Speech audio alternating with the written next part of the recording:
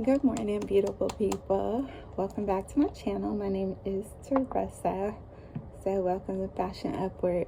Listen, okay, so I'm just recording a little bit because I'm getting ready for my day, but I just felt so excited and led to come on and encourage somebody. So, and I also want to do a teaching, just a little brief teaching, okay? Not too much, just a little brief teaching. So, I wanted to talk about, you guys remember Naaman in the Bible, 2 Kings, I think I'm coming from 2 Kings 5:19, but I will definitely confirm that somewhere across the screen, just to let you know, but so you can follow along with me. But the Lord, so I went on a fast about 2 weeks ago, and it was a liquid fast. It started off as a dry fast. So I was doing dry fast for like the first day. I did a dry fast for all of the whole day. No food, no water, no drink, nothing. Child, on that good old second day, I was done for. I said, my Lord, please, Jesus, I wasn't prepared. Well, I was, but anyway, so I got through the 3 day fast, no food. It was just liquid, mainly just water. And on that second day, I really did struggle, but the Lord helped me through. So I did that. But during those 3 days, it was really a hard fast for me.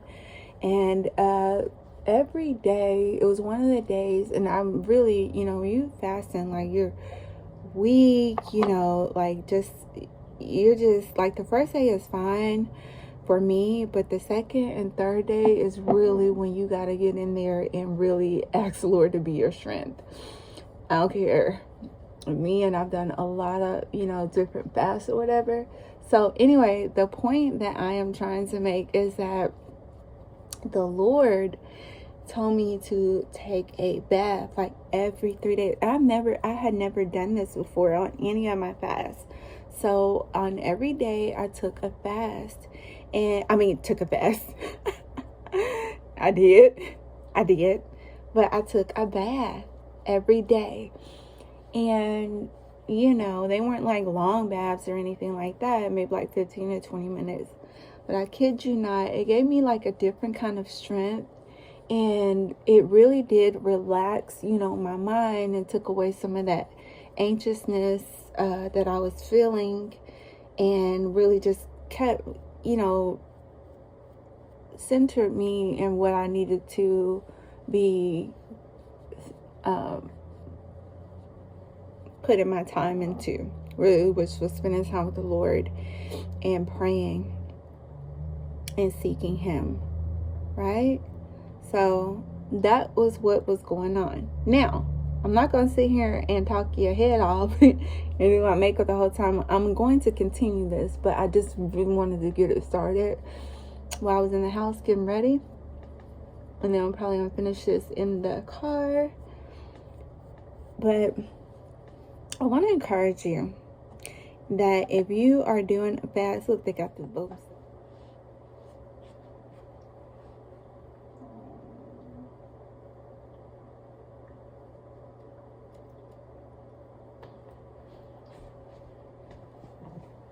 I'm back. It was so sad. My condolence to I think they were like honoring the African descent. They were honoring the African descent for something in history, but yeah, they lost their life when that dock collapsed on that ferry. Some part of Georgia. I've never heard of. I've never been there. So, but to elaborate on what I was talking about, so this teaching is so good, you guys. So if you have your Bible, let's go to 2 Kings 5 and I think 5:19. 2 Kings 5:19. Well, it talks about it's dealing with Naaman and how he has leprosy, but he's a valor man of the Lord, right? That means like a righteous man. So he's a righteous man of the Lord, and he needs healing because he is, he has this skin disease, leprosy. So the Lord advises him, or one of his prophets, one of his, we call it helpers, I think that advises him, and this is just me talking off of, what I've known from studying. Now, I may not be 100% correct in what I'm saying, but I will definitely confirm these things. And then you read on your own. All right? So, anyway, Naaman is sent to go to Elijah for healing, right? So, he's directed to go there. He goes to Elijah, and Elijah basically tells him that, you are going to go to the Jordan to get your healing. You're going to dip in the water 7 times, and you're going to get your healing that way. Well, Naaman, little butt, gets mad. And he's saying that, all of the rivers and stuff, the Euphrates River, all these rivers that surround us, and you want me to go dip? In the Jordan River? The dirty river? You want me to go and dip? So he gets all mad, storms off, and doesn't do it initially, because he's mad, because he's like, look at all these rivers, aren't I? I'm this, I'm that. I don't want to go to the Jordan and dip. So, all right, so I stopped because I went to go and get my Bible. Okay, so I got my Bible right here, y'all. Help me out. And my chai tea. You guys see that on my TikTok that I did the dirty chai? Okay, you could go check that out. If you want to know how to make a dirty chai at home.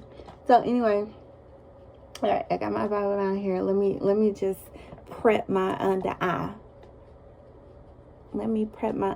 This ain't no makeup tutorial, but I've done a few of them.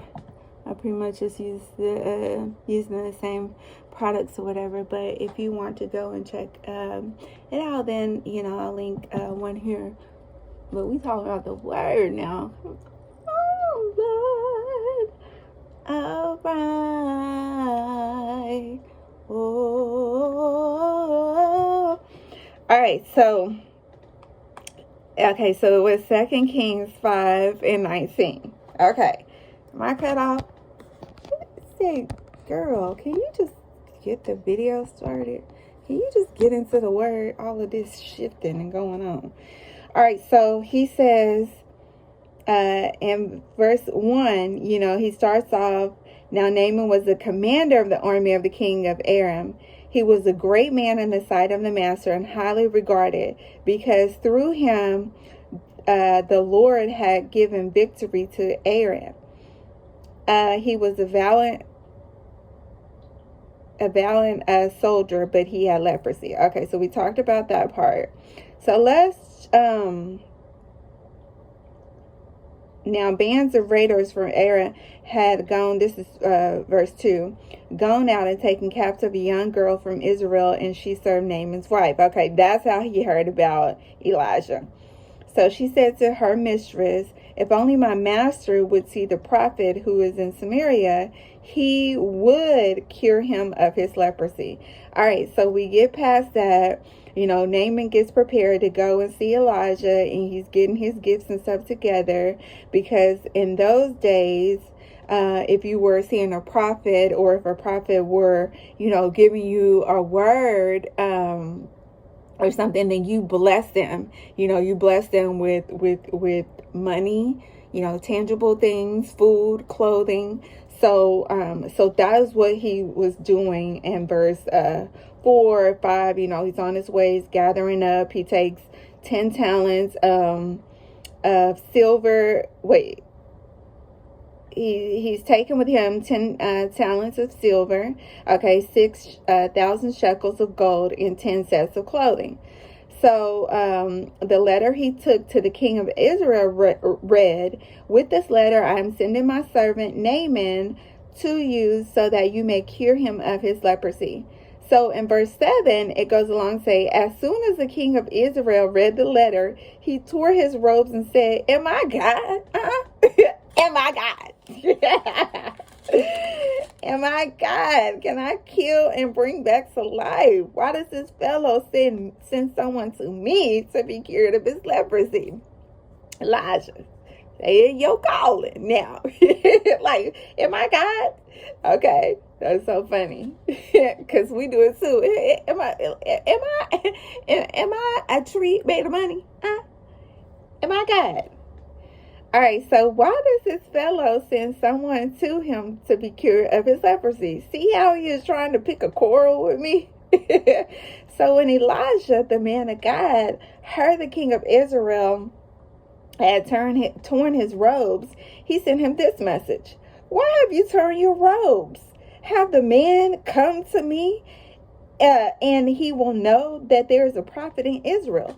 So Naaman went with his horses and chariots and stopped at the door of Elijah's house. And Elijah sent a messenger to him to say to him, "Go wash yourself 7 times in the Jordan, and your flesh will be restored, and you will be cleansed." Clear-cut directions. Do this, and you're going to be cleansed.